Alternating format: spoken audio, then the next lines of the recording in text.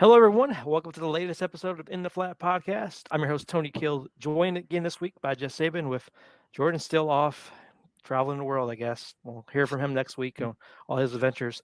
But yeah, no, I figured, Jess, what we could do first here is kind of start off with taking a look back in the weekend that was. Obviously, just due to scheduling, we weren't able to get together on Sunday, but I heard, on the last podcast, I kind of talked about my thoughts on some of the big games, but obviously the biggest game is still being talked about with Lou Holtz comments and all that out there in the news is the Ohio State Notre Dame game. So, want to get your thoughts on that. What did you think overall of the game, Ohio State Notre Dame? What were your impressions there?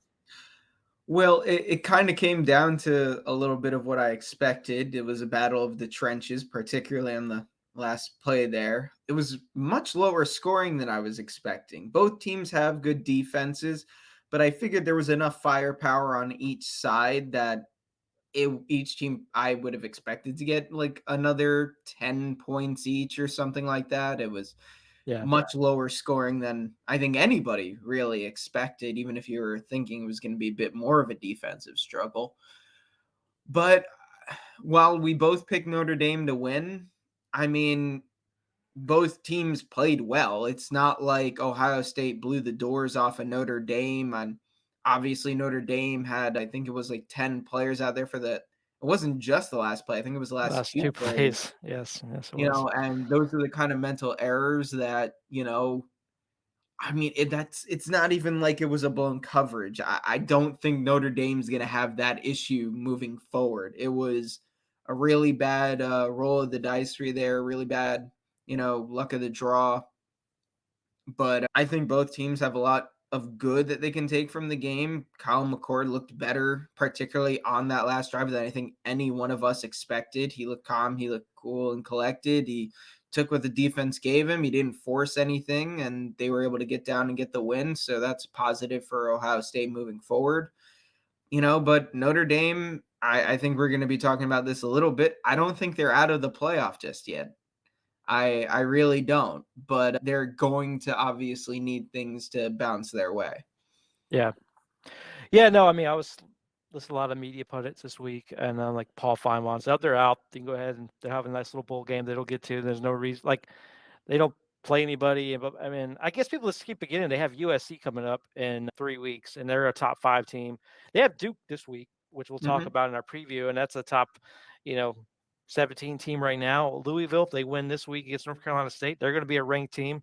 So I mean, they're going to have a tough schedule here next 3 weeks, and then for them they got to hope that Clemson keep winning, get themselves back to a top 25 team for they give never top 25 victory later this year. And then some stuff's just going to be out of their hand. Like who else is? What's the record of other teams? Because if it's a one loss conference champion versus Notre Dame, who doesn't have a conference, more likely are going to go up to the conference champion. So a lot of stuff will be hard. I think for them, they got to hope that Pac-12 just beats each other up, which is possible because they've done it in years Mhm. past. ACC beats each other up. I'm not as sure about that because I just don't know who could beat Florida State, maybe Duke or Miami, but you got to hope they beat each other up. And then you got to hope like Texas, Oklahoma, they just split victories, get to each other, and they'll look good in every games. So, yeah, it's going to be tough. But I would hate to say like they didn't get dropped that far in all the polls. They're still number 11. So Yeah, they're those teams still ahead of them are very going to lose, and they yeah, lost no. early. The key is in college football is you want to lose early if you're going to lose Yeah. and then win out. And if you do that, you're going to things are usually take care of themselves. Notre Dame is still very much in striking distance. They only dropped to 11. They did, as you said, they did not drop far. And if, Ohio State goes undefeated, them losing only by 3, again, kind of depending on how you want to view it, in part because they only had 10 guys out there, who knows what could have happened, whatever. If Ohio State goes undefeated, they win the Big Ten, that'll drop Michigan out because they'll be a one-loss non-conference champ.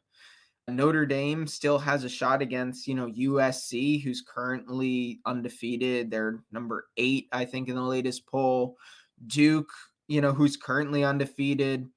If Clemson can get ranked in the next few weeks, they'll have some, if they can win those games, they'll have ranked wins. And if Duke can, make it to the ACC championship, because, if they only have 2 losses, that Notre Dame and Florida State are.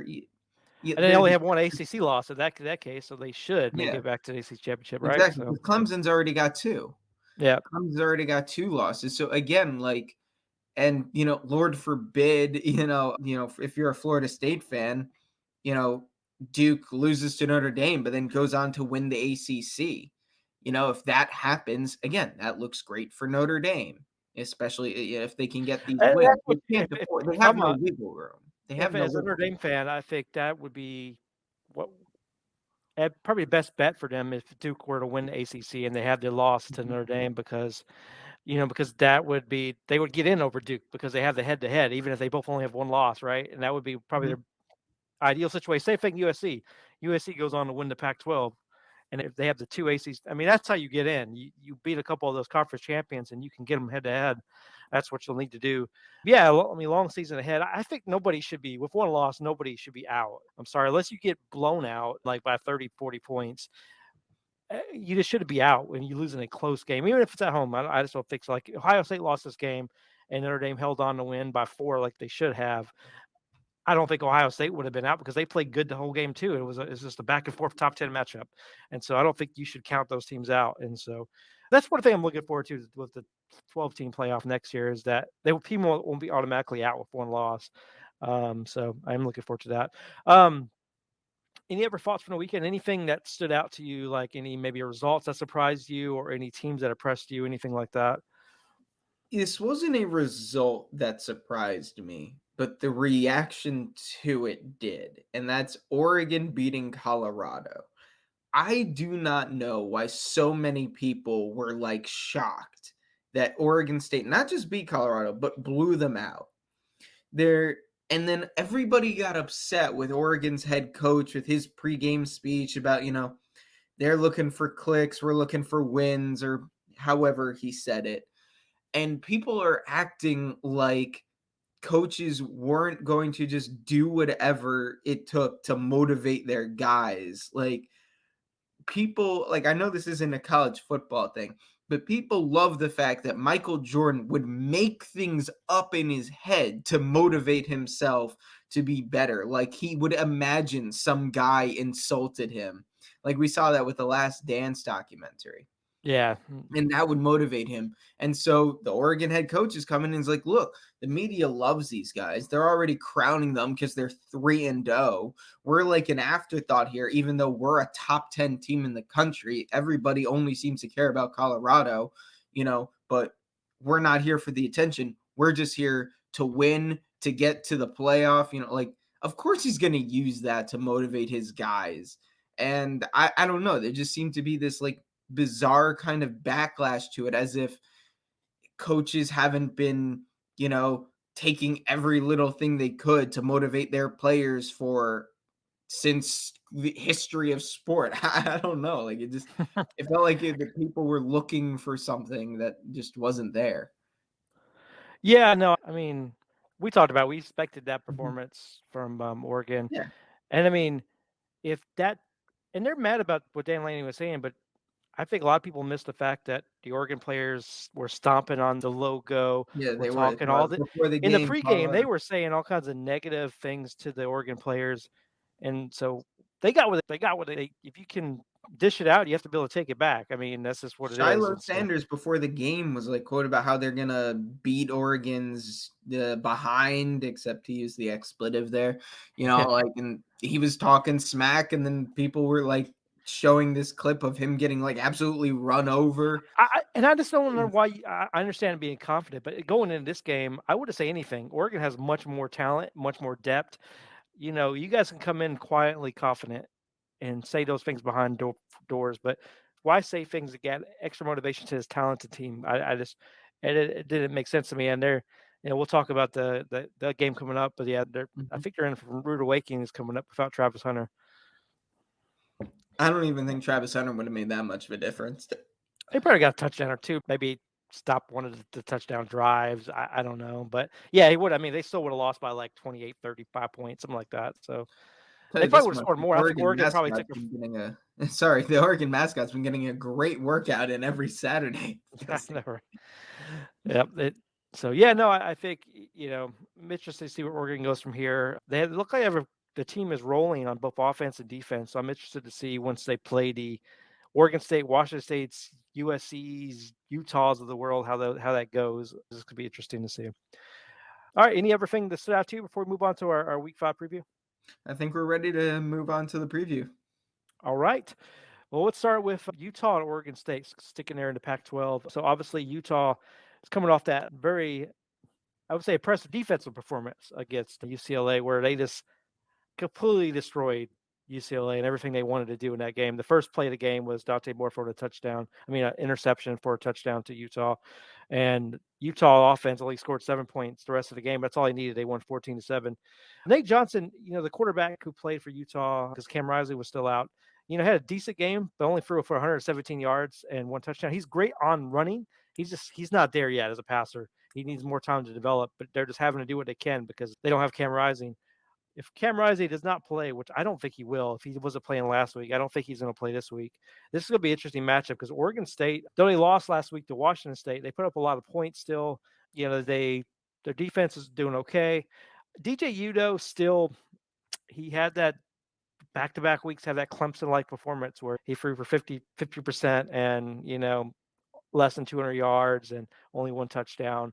I'm a little concerned that, he's not the right answer there for them at quarterback. So, what are your thoughts here in this game? Are you thinking that Utah can kind of grind this one out again against Oregon State, or do you think that Oregon State will be able to score more than Utah can with that bad offense that Utah currently has on their side? I don't know because I had UCLA winning that game because This game is at Oregon State too. That helps yeah, because I know last game was at Utah. So it was at Utah, but I still had UCLA winning. I thought that without their quarterback, Utah would struggle on offense, which was correct. It's not like they had some tremendous offensive, output. I know Nate Johnson did what he needed to do, 117 yards and a touchdown, and he did that on only 9 completions. So over 10 yards a pass there, but he was 9 of 17. So that was a little over 50%. they They also were ran the able to, ball 48 times. I saw that 48 times for 102 yards, so 2.1 yards a carry. Because I think UCLA just knew they couldn't throw the ball, so they just stopped the run, and it worked, I guess, right?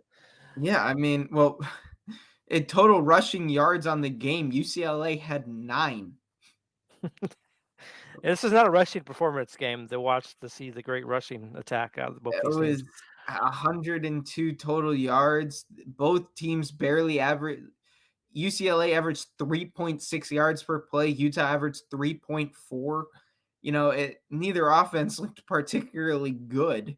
I don't know. I think I'll give it to Oregon State. It's at home, but I think it's going to be close. DJ, if he's thrown off his game,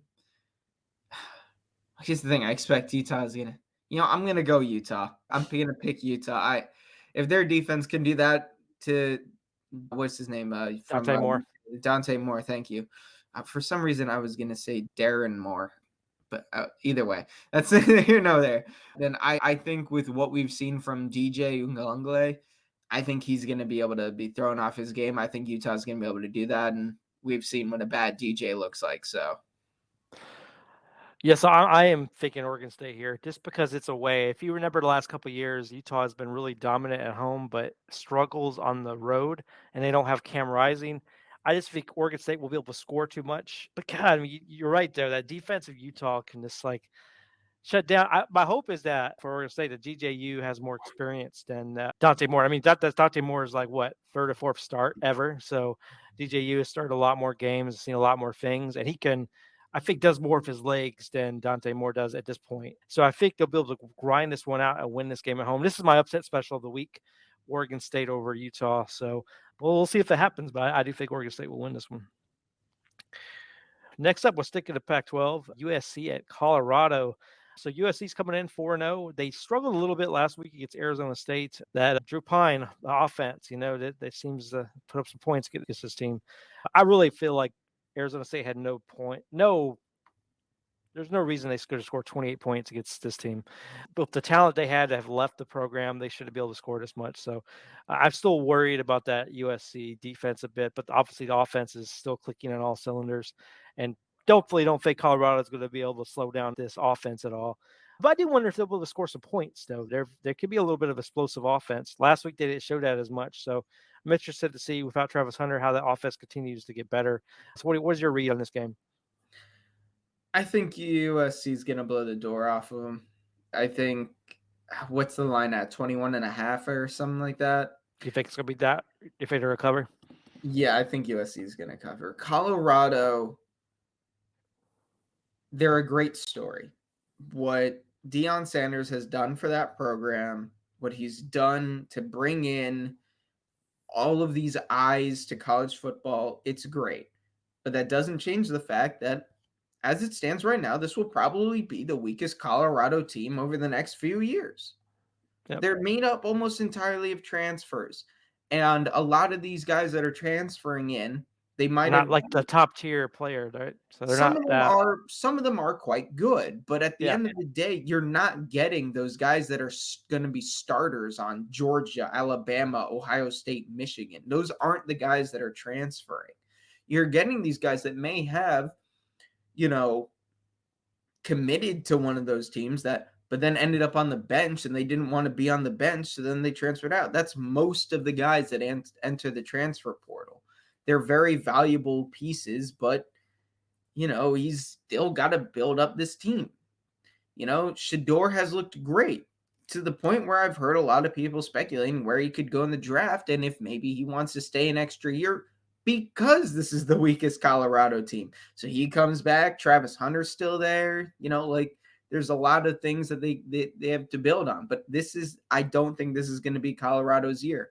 I think they're going to keep it closer than Oregon. I think the fact that this is at home, it's like their first big Pac-12 matchup of the season. It's against USC, who's the flashy team. USC's defense does have some cause for concerns, but Colorado is without Travis Hunter. I don't think they're going to be able to keep up with that USC offense. And I think, despite our concerns about USC's defense, I think their defense is going to be able to make a couple plays here. Things are just going to spiral out of control for Colorado, and USC is going to win this game by like 28. I think it's 28. I was especially thinking 56-28 is my score in my head that I think USC's winning by. So they'll probably give up some points against Colorado, but they'll score twice as many as, Colorado's able to score. So I do feel like this one will be kind of ugly early. Yeah, I just don't think they don't have the guys on defense that can do enough against Caleb Williams to slow him down. The only thing really slowing them down right now is just themselves. Given, I saw last week that they made some bad plays on offense was turned into offense for Arizona State, things like that. So as long as they don't beat themselves here, I don't foresee this being a big game. It is at Colorado, the home field advantage. Maybe the crowd goes wild. Maybe they if they can get it closer, maybe things happen. But I just don't see it. I just don't see it No happening. quarterback in the country has been as good as Shador Sanders going into the fourth quarter. He's put his fourth quarter stats prior to the Oregon game were absolutely insane. And against a team like USC, if Colorado can keep it, I think maybe they got a shot. But I know how much it hurts you, Tony, but Caleb Williams is the best quarterback in the country. I don't think Let's see him get some competition. He hasn't played anybody yet. All right, I know he's good. Let's see him against quarterback in the country, and I don't think it's particularly close. So I have faith that Caleb Williams isn't going to let this game be close going into the fourth. I think they're going to score on pretty much every possession they have. Yep. All right. Let's move ahead to, I think, a sneaky good game of a week here is Kansas at Texas. Obviously, Kansas is coming in undefeated, which 2 years in a row they've been doing pretty well. They're 4-0. They just got done beating BYU 30-27. Jalen Daniels, he'll continue to have the stat line of probably less than 150 yards passing. He'll probably run for around 100 yards. But he does well enough with that offense to keep them doing well, and the defense is playing pretty well. I mean, the one concern I think with them is that Their defense, while it plays well, it does give up some points here more than they should in certain areas. And so if Texas plays like they should be able to pull away and win this game pretty comfortably. But in the past few years, Kansas has kind of been a thorn in Texas's side, and this game is always closer than it should be usually. With some bad Kansas teams in the past beating Texas, for example. So I'm kind of interested to see what this game looks like. You know, Texas played really down to Wyoming, and then they beat up pretty badly on Baylor. So were they just not motivated against Wyoming, or was there something that Wyoming did that the Kansas could take away here? So what are your thoughts here in this particular ball game? I think this is gonna be a game that kind of comes down to the wire almost. The Texas has looked good. Obviously with that win over Alabama really propelling them. I had them as one of the best teams in the conference. I think me and Jordan picked them. I think you picked Oklahoma. And so far, both those picks are looking pretty good there for the Big 12 champion. But Kansas, I think they have what it takes to. I don't think they're going to upset Texas, especially since this game is at Texas.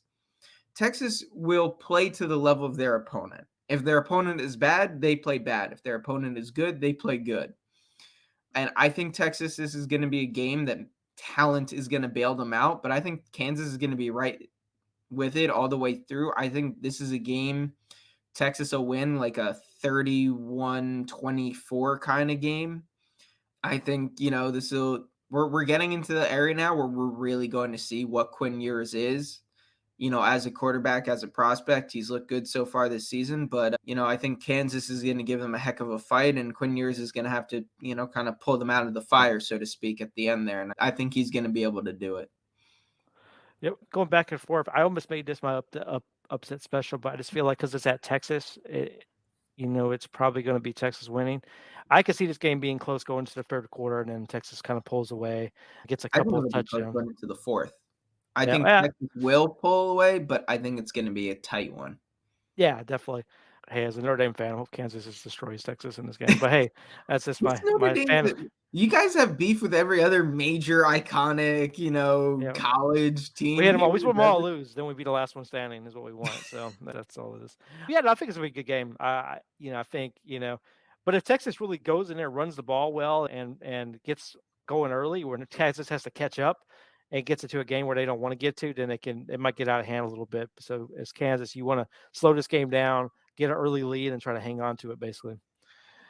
All right. Next up, we have LSU at Ole Miss. So LSU, man, I thought they were going to lose last week, and I almost was ready to go back out to all those LSU fans that were coming at my neck the week before when I said that they're disciple to this kind of game because of Brian Kelly. But they did beat Arkansas 34-31 last week. Man, Arkansas has lost back to back like heartbreakers against one against BYU and then against LSU. So LSU is 3-1. I still don't think they're the second best team in SEC. I thought they were, but then this game showed me that I don't think they are. The running game continues to be well. Logan Diggs is continuing to play well for LSU at 97 yards of 14 carries for, so about 7 yards a carry there. They're having a lot of yardage. The offense is playing well. I still have some question marks on his defense if they can slow teams down. And so this is where this matchup gets interesting for me is obviously Ole Miss got shut down completely by Alabama, which we misread that one totally last week. I think most people did because I think everybody was picking Ole Miss, right? So I don't know if LSU has the defensive players right now with the depth to slow down Ole Miss, who was averaging 50 points a game before Alabama last week. So that's the matchup I want to see. Is this going to be a shootout? That's where I kind of see it going, where it'd be another like 44-41 type ball game, something like that. What are you thinking here? I do think it's going to be a shootout, but I think LSU will be able to pull it out. I think Ole Miss, it's really going to be dependent on how they respond after that. It's not like they were, completely obliterated by Alabama, but they really weren't able to. Second half comes in and Alabama just kind of took over. Ole Miss against an Alabama defense, they always have good defense. Had 301 total yards, 245 passing. They weren't able to rush the ball very well, but they were able to average 4.6 yards per play. Against LSU, I expect those numbers to be higher, but I think LSU is just a better team than Alabama, particularly on offense. So I think this game's going to be a shootout, but I think LSU will pull it out. I'm thinking like a 38-31 kind of game. I think Ole Miss will get a slight edge being at home, but I just trust the offensive talent at LSU more than Alabama, particularly the quarterback. But it's a tough one because I like what I've seen from Ole Miss for the most part, and LSU hasn't looked as good as we thought. But I'm not gonna write LSU just off just yet. I think they're gonna win this one. Well, LSU fans, you're gonna hate me again. I'm picking Ole Miss to win this game. I just feel like they'll be able to outscore LSU in this one, and I think eventually LSU keeps getting these type of shootouts. Eventually, I mean, they lost that one to Florida State. I feel like this will be the game they lose because they just will again have breakdowns on the defensive side, which they did against Florida State, which they did against Arkansas. I think that will continue here, and Lane Kiffin will take advantage of that. Last week he just couldn't do anything because I think Alabama has the most talented defense in the country, and once they put it all together, I mean, it's hard to score in that team. I think they're going to take their frustrations out on this LSU team, and it's like you mentioned, it's at Ole Miss, so I think because of that home field advantage and because of the offense versus offense, I'm going to take Ole Miss here to win this game. All right. Finally, we'll go to the game that's at College Game Day this week for the first time at Duke. And it's not for a basketball game, it's for a football game. So Notre Dame at Duke. Obviously, Notre Dame's coming off the loss, as we mentioned. So they're coming here 4-1. And I think Duke, what are they, 4-0? They're 4-0 this season. And they're obviously coming in with a talented team. I think Riley Leonard has been running the ball well, passing the ball well. He's getting accolades for, being one of the top quarterbacks potentially in the upcoming draft. The Duke defense is playing lights out. They beat Clemson pretty badly early this year. Mike Elko, obviously, that's the side of the ball he focuses on. So the defense is playing well, offense is playing well. They just blew out UConn. This is a tough game. So this is going to be one or two ways for Notre Dame. They're going to come out mad at the world that they lost last week's game and take it out on Duke here, or they're going to come out and let Ohio State beat them the second time in this game. Last year, they lost the game against Ohio State. They came out, lost Marshall the next game. I think the difference here is they have a quarterback this year in Sam Hartman, who hopefully will not let that happen. So I don't know if it's going to be as dominant a defensive performance as it was last week, because it's hard to have that emotion back-to-back weeks like that. But I do feel like the offense will come out and get the ick off of only scoring 14 points last week and score a bunch of points on this Duke defense. I do feel like, if you look back at that Clemson game, Duke was able to win pretty handily, but part of that is they turned Clemson over, and Clemson made bad plays multiple times in the red zone. Clemson could have scored about 3 or 4 more touchdowns if they actually took care of the ball in their red zone area. So I think this is, for me personally, maybe my fandom coming out a little bit, but I do feel like the Notre Dame is going to come out as the one that's going to be mad, and they want to make a point. They want to get to the playoff, and they're going to start by taking it on all these teams, and they're going to start this week with Duke. So what do you think is going to happen, though? I agree. I don't think Duke has the level of defense that Ohio State does. Like all the attention this year was on that Ohio State offense. What is it going to look like with McCord at quarterback? That defense is very solid. Yeah, but people seem to have overlooked just how much attention Ryan Day has given this defense with his recruiting, the kind of guys they brought in. I think it's because they're tired of getting pushed around in the trenches by Michigan. Penn State seems to have built their roster to beat Ohio State's trying to build their roster to beat Michigan.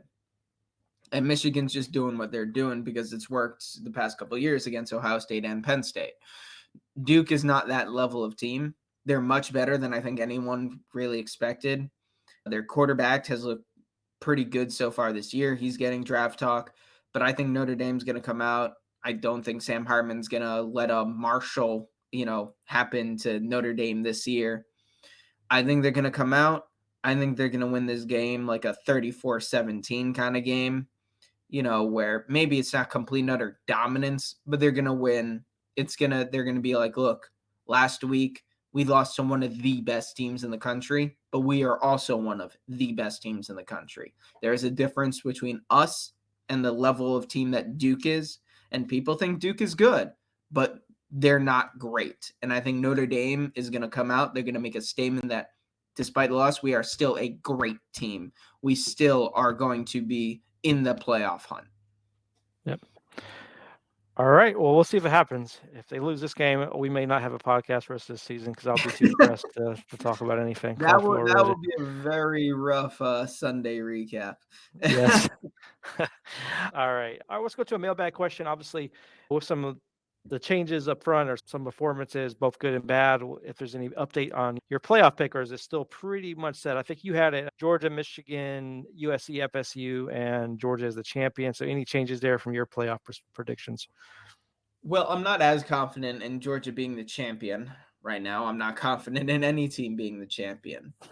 Well, are we doing this from a based on what they've done recently or the big picture? Because in the big picture, I think my prediction is going to remain relatively the same just because of how things kind of have to play out more or less.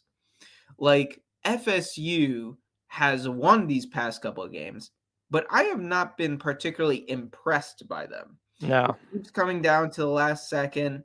They kind of got bailed out by Clemson doing some really dumb play calling at the end there that made no sense. So right now I would take them out, but I think FSU is still in a great position to go be an undefeated conference champion and thus get into the playoff. USC, their defense has not improved the way that I had thought it was coming into the season, but I still love their offense. But, with how Washington and Oregon have looked recently, I can definitely see them losing. But right now, I think with what they've done, they still deserve to be in this playoff picture. So I'm not going to change it, from this, but I am not as confident in those two teams going forward. And Yeah. obviously Michigan is going to have to deal with Ohio State and Penn State. Georgia just seems like they're going to have a free pass to the playoffs. They And don't play anybody. SEC's down. It was, the I don't SEC know. is so down. In fact, once I we do get wonder if they lose a game, if like the SEC has a one loss. I mean, they're obviously will get in, but man, I mean, if Georgia loses a game and they have that terrible schedule, should they deserve to be in? I don't know. Just even saying. if they win the conference, I guess they will if they win the conference, but I just like God. I don't know. Maybe that Florida game be a little harder just because Florida's starting to play a little better the last few games. is it So, at but Florida? they usually play at the Jackson. They play like in the middle, right? World's biggest cocktail party, whatever they call it. I don't know. But usually it's like in the middle somewhere in between. It's in Florida, but it's like in between Florida's campus and Georgia's campus, like right in the middle. All right. Mine, my mind's just put fire on it, dump it out. I think my original pick was Georgia, LSU, Notre Dame, Michigan. Obviously, all those teams are still in it, so it's not like they can't. But I did change it after week 1 to Georgia, FSU, Notre Dame, Michigan. I've changed it again. I just not. I'm just like it probably will change every single week. But right now, my current top 4 would be Georgia, Ohio State, Notre Dame, Texas. And so my reasoning here is I think we can talk about. I think Georgia's gonna get a free pass and knock out any. Like if Alabama still has one loss, they'll knock Alabama out with a loss in the SEC title game. So only be one team from the SEC. I think Ohio State with that defense, I think they'll be able to.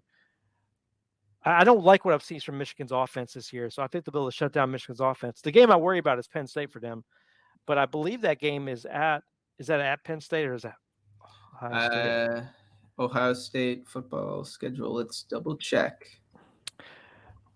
Because if that Penn State, it's a little worried about that one, but I can't remember if it is. Their It's game. at Ohio State, isn't it? Ohio State is at Michigan, but home for Penn State. So I think because of that, I think Ohio State will win both of those games and knock out the other Big Ten competition for the playoff. That leaves the No, ACC. they're at Rutgers.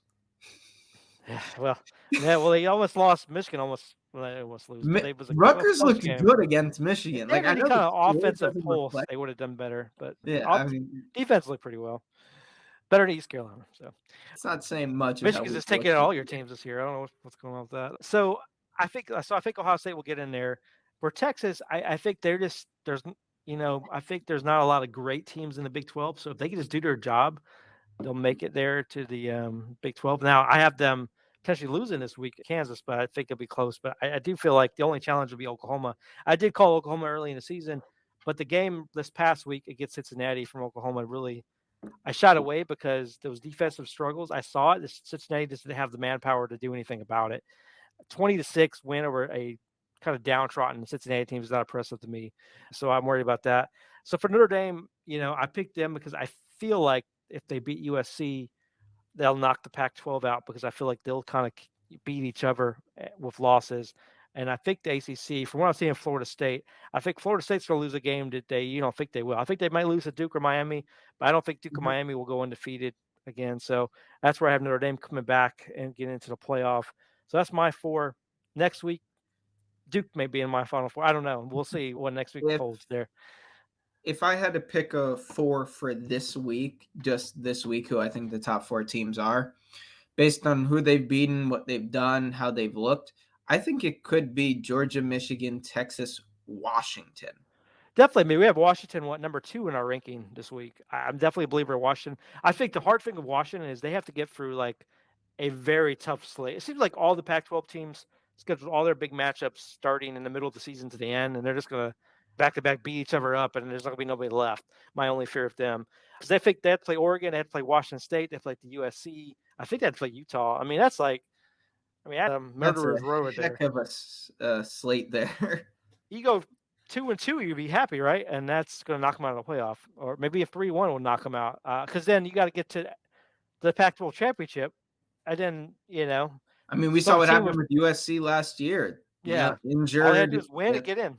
They can't All do they it. had to do is win, but Caleb Williams is injured. They've got some injuries to some of their other players just because of just how tough that slate is. You're literally beating up each other. Yeah, I mean, definitely. And then then you have like Utah, right? Utah may lose a game or 2 here without Cam Rising. Cam Rising comes back And against you every look tough team, and completely they beat different. them. It's Yeah. like, but there's 2. They may win the Pac-12 with Cam Rising, but their record will not be enough to get them into a playoff. So it's a weird thing to happen over there. So this could be all blown up. Alabama could be in the Final Four at the end of the season because Oh they God, please run no. through, but they Please probably. no. I right now this defense, if they play as well as they did, I think they could be tough for anybody to beat them. But thing is, if they play anybody with a pulse on defense, they're going to stop Alabama's offense because it's still not looking that great. Well, that's why I like the SEC championship game might truly just come down to a defensive slugfest between Georgia and Alabama. Because either 'Cause offense looks great, right? So I don't know. maybe it's a defensive season though. Like think about the Ohio State Notre Dame game, and then you think about some of these SEC teams that are very defensive heavy, and then the Pac-12 is fully offensive heavy, and so it's interesting. Who knows This is what the styles will be matching up in the playoff is going to be interesting, so.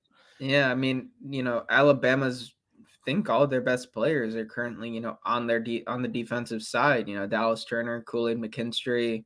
They got some guys back there, but on offense, we're so used to them competing to be wide receiver U or which one of their generic quarterbacks is going to be a Heisman candidate, get drafted, and then not look great in the NFL. Like Yeah. so I don't know. Like that's just not who Alabama is this year.